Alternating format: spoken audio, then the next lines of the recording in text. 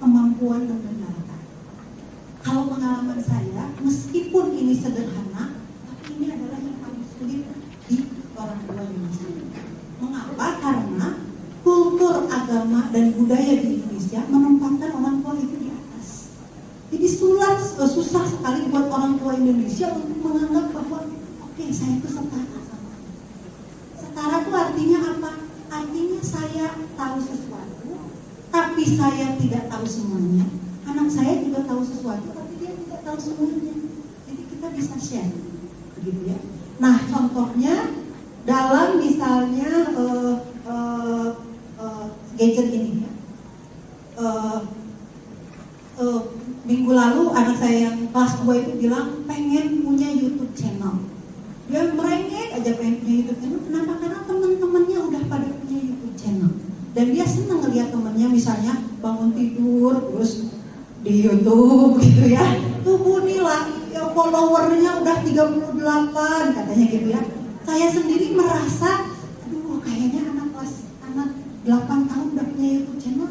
Aduh enggak deh gitu ya. Tapi saya nggak bisa menjelaskan kenapa enggak. Jadi anak saya, kenapa Bu nggak boleh? Kenapa ya? Ibu juga belum tahu sih nggak boleh. Lalu kemudian datanglah kakaknya yang SMP kelas 2, lalu dia bilang, jangan deh, jangan punya YouTube channel. Soalnya yang komennya itu suka nggak nyambung. Teman-teman aku juga ada, dia nge-YouTube channel apa, terus komennya itu dasar lu tombos gitu ya. Itu tuh katanya bikin dia sedih banget ya. Dasar lu tombos, hitam lu gitu ya, misalnya dan sebagainya. Jadi jangan deh, soalnya kalau yang komen-komen itu suka nggak nyambung, nanti dia suka bikin kesel, suka bikin marah. Nah itu kan sesuatu hal yang tidak saya tahu. Artinya si anak saya yang kelas 13 tahun ini punya resource yang saya nggak punya. Ya, jadi sekarang ini kalau ada hal-hal yang terkait dengan itu, saya ya menjadikan mereka narasumber, gitu ya. Jadi seperti itu ya. Lalu kemudian belajar hal yang baru ya. Jadi kita ini adalah orang tua itu pasti kita adalah namanya digital imigran ya. Jadi kita pendatang baru ke dunia ini. Tandanya adalah bahwa kita belajar. Saya dulu ingat banget belajar punya Instagram dari anak saya yang pertama. Saya ingat kenapa kah orang lain mah ada bulat-bulatnya berwarna, yang itu enggak gitu ya. Itu tuh story Bu gitu ya. Story itu gimana caranya tuh diajarin. Nah percaya atau tidak, kalau pengalaman saya dari klien-klien saya, ketika si ibu belajar sama anak itu senang atau merasa dihargai.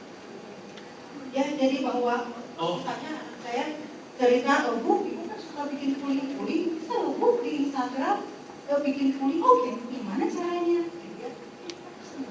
Ya jadi kita memanfaatkan kalau misalnya sekarang ada TikTok, kasih TikToknya deh gitu ya, hanya gitu ya, mereka juga senang gitu, senang banget gitu. Lalu yang kedua adalah batasan dan arahan, begitu ya. Nah ibu-ibu mungkin pernah ya main ke kawah Ciwidey. Kalau misalnya tidak ada tanda-tanda ini, dilarang mendekat, dilarang terjun ke air. Kira-kira kita akan tahu nggak bahwa terjun ke air di sini adalah berbahaya? Tidak. Jadi tanda ini adalah batasan, karena kalau kamu nyemplung ke situ berbahaya. Demikian pula dengan batasan dan arahan yang kita berikan pada anak-anak kita. Nah, yang biasanya tidak sampai itu adalah why-nya. Yang ketangkap sama anak cuma ibu aku nggak senang aku main HP aja. Ibu aku mending nggak boleh aku misalnya main TikTok, ya nggak boleh punya YouTube channel. Tapi why-nya bahwa kalau kamu punya YouTube channel, nanti kamu nggak bisa mengendalikan reaksi orang-orang terhadap itu, karena nggak ngerti, gitu ya. Jadi nggak ngerti bahwa sebenarnya batasan dan arahan yang kita berikan itu adalah rasa sayang kita. Dan yang sering kali lupa adalah bahwa kita hanya memberikan larangan tanpa memberikan solusi. Ya, jadi jangan main HP aja tuh, titik. Solusinya gimana biar aku nggak main HP aja? Gitu. Ya, jadi suka cuma sampai batasan. Lalu kemudian ini khusus untuk anak ibu-ibu yang punya anak SMP dan SMA, ininya otonominya harus diperbanyak. Otonomi itu apa? Kesepakatan. kalau menurut ibu mah kalau nggak dibatasin ya 1 minggu ada itu main HP. Ibu pengen loh ngobrol sama dia. Kita bikin batasan yuk. Kalau di rumah 2 jam lah. Jangan atuh Bu, 2 jam mah enak aja, 5 lah. 5 lah.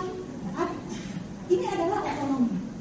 Ya artinya kita juga menganggap bahwa dia juga punya keinginan. Lalu kemudian terakhir, ini bagian terakhir ya, saya selalu berpikir bahwa kadang-kadang di kultur kita di Indonesia, seorang ibu, seorang wanita itu begitu sangat dimuliakan dalam bangsa. Ya seperti kunci keberhasilan seorang anak itu ada di pundak seorang ibu, gitu ya. Tapi pada saat yang sama, kadang-kadang saya melihat si ibu ini juga ditinggalkan sendiri, gitu ya. Jadi kayaknya tuh di satu sisi ditinggikan bahwa ibu nih yang menjadi kunci dari keberhasilan generasi dan sebagainya. Tapi di satu sisi kita tuh tidak membantu dia untuk jadi berdaya, gitu ya. Jadi saya ingin mengajak di sini kita sebagai ibu, kita harus membangun rasa berdaya. Jadi jangan sampai ketika kita tuh merasa kita tuh nggak berdaya terhadap anak kita. Kamu susah tuh, dia nanti marah kalau saya ajak ngobrol. Dia marah kalau nanti saya kasih aturan. Itu berarti kan kita tuh tidak berdaya. Kita tuh harus menunjukkan bahwa kita berdaya, dan kita juga harus mengajarkan pada anak bahwa dia berdaya mengendalikan, kalau dalam konteks itu bisa deh, gimana ya Bu, aku tuh nggak bisa lepas dari apa, dia bisa. Coba kita obrolin. Ya, pemberian solusi tadi adalah kreatif. Jadi kalau zaman now mungkin pembicara selanjutnya akan bicara bahwa sekarang mah banyak hal yang bisa kita cari caranya bagaimana mempraktekkan itu dan tidak mudah menyerah, gitu ya. Terakhir, ini nggak akan mungkin. Terakhir yang terkait dengan yang tadi berdaya dan kreatif itu adalah, misalnya ini pengalaman saya, karena saya bekerja dan suami saya di Jakarta, maka kita tidak selalu bisa mengawasi anak dalam hal durasi bermain gadget. Oleh karena itu saya membuat kesepakatan dengan anak saya untuk menginstal Family Link di gadgetnya. Jadi di install Family Link di sini adalah, ini tadi saya minta izin sama dia pagi-pagi untuk menampilkan ini. Mas Ibu izin ya menampilkan ini, gitu ya. Jadi ini adalah kita batasi dia main gamenya, akses HP-nya 3 jam. Itu dari jam 10 sampai jam 3. Kadang-kadang dia minta sampai jam 11 kalau weekend, gitu ya. Jadi begitu jam 9, HP-nya akan mati dan ada tulisannya bedtime, gitu ya. Jadi dengan aturan ini dia jadi bisa ngatur. Kalau dia lagi ngobrol, lagi main sama temannya, dia akan bilang 15 menit lagi nih off, gitu ya. Nanti misalnya dia ngatur, dia pengen main mabar misalnya sama temannya, tapi karena waktunya terbatas, nanti dia mabarnya harus berapa lama dan sebagainya. Ini adalah kita juga bisa melihat aktivitas dia. Jadi di sini dalam 1 minggu dia 13 jam main Instagram, lalu kemudian 7 jam main Mobile Legends. Ya. Ini adalah tools yang bisa kita gunakan pada saat kita ingin membantu dia menetapkan aturan. Karena kadang-kadang kalau sama kita kan kita suka bete lihat dia marah, gitu ya, dan sebagainya. Tapi yang penting dari sini adalah kesepakatan.